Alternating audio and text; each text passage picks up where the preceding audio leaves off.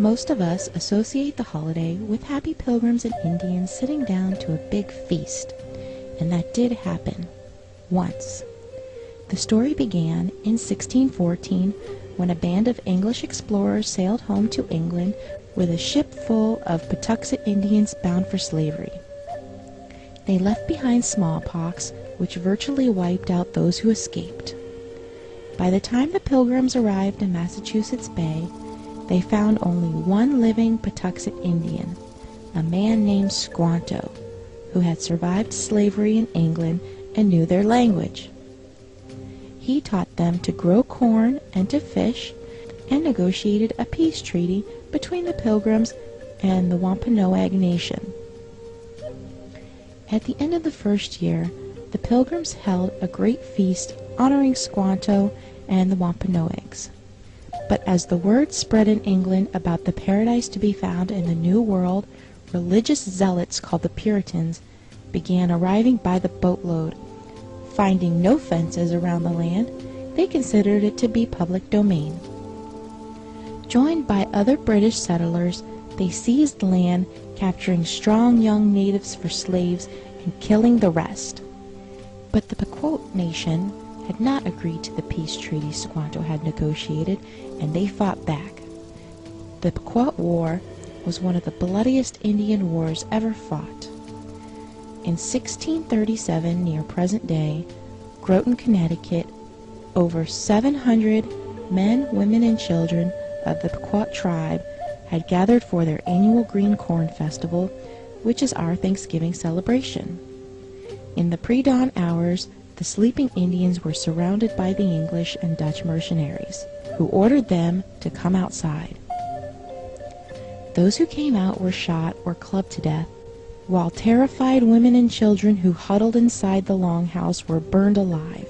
The next day, the governor of the Massachusetts Bay Colony declared a day of Thanksgiving, because 700 unarmed men, women, and children had been murdered. Cheered by their victory, the brave colonists and their Indian allies attacked village after village. Women and children over 14 were sold into slavery, while the rest were murdered. Boats loaded with as many as 500 slaves regularly left the ports of New England. Bounties were paid for Indian scalps to encourage as many deaths as possible.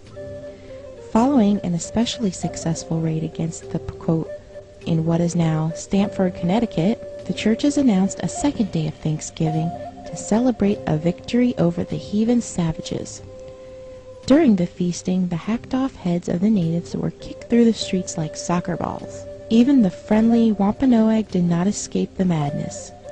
Their chief was beheaded and his head impaled on a pole in Plymouth, Massachusetts, where it remained on display for 24 years. The killings became more and more frenzied, with days of Thanksgiving feasts being held after each successful massacre. George Washington finally suggested that only one day of Thanksgiving per year be set aside of celebrating each and every massacre. Later, Abraham Lincoln decreed Thanksgiving Day to be a national legal holiday during the Civil War. On the same day, he ordered troops to march against the starving Sioux in Minnesota.